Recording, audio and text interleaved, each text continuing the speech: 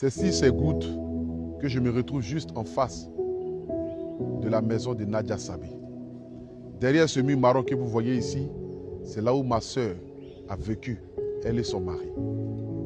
Je ne pouvais jamais imaginer que j'allais me retrouver ici, devant sa maison, et ne pas savoir qu'elle est à l'intérieur de cette maison-là.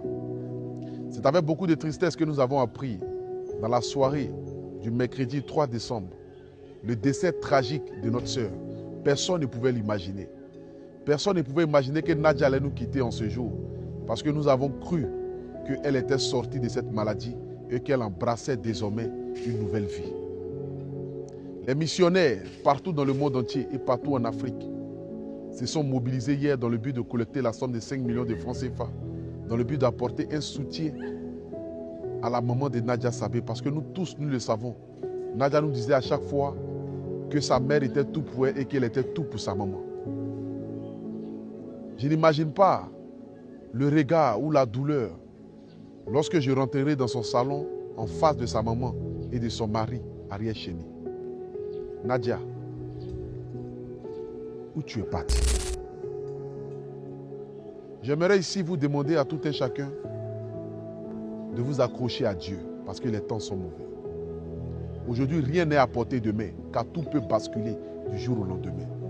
Tu peux être riche et demain être pauvre. Tu peux être pauvre et demain être riche. Tu peux être en bonne santé et demain être malade. Tu peux aller dormir et ne plus te réveiller.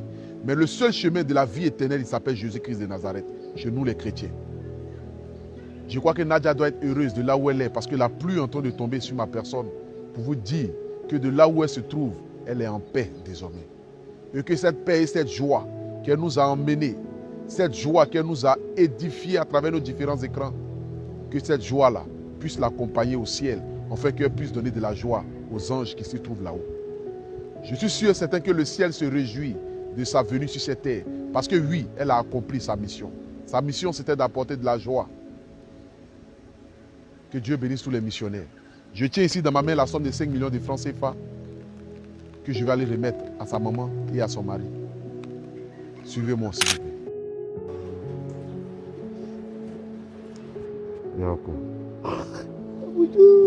Oui, c'est ta soeur, où est ta petite soeur?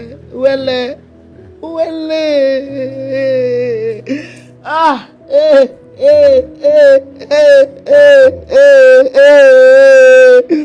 Donc, les missionnaires ont collecté 5 millions. Et les 5 millions, tu prends 3 millions et tu donnes 2 millions à ton fils Ariel par rapport aux obsèques.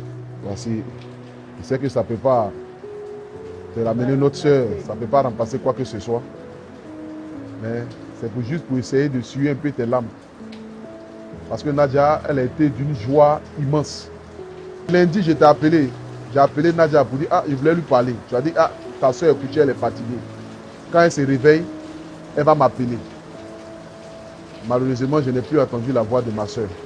Donc voici l'enveloppe. Et là, je ne sais pas si c'est à qui il va remettre. Pour la tradition. Voilà. Voilà un peu.